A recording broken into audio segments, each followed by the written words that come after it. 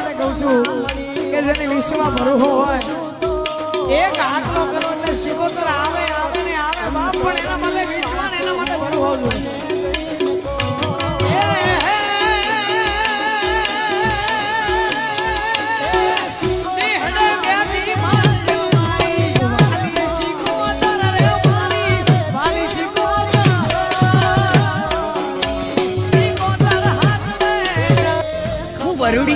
સિંધવાને મારીને હવે સિકોતર નામ ધારણ કરું છું અને આ સિંધવાના લોહીથી રંગાયેલ પથ્થરમાં હું વાસ કરું છું. આજથી તું અહીં મારી પૂજા કરજે.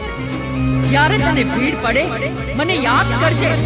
હું હાકલે હાજર થઈશ અને આજથી મને સિંધની દેવી સિકોતરને જે કોઈ યાદ કરશે તેની હું ભીડ ભાંગીશ. જય સિકોતર.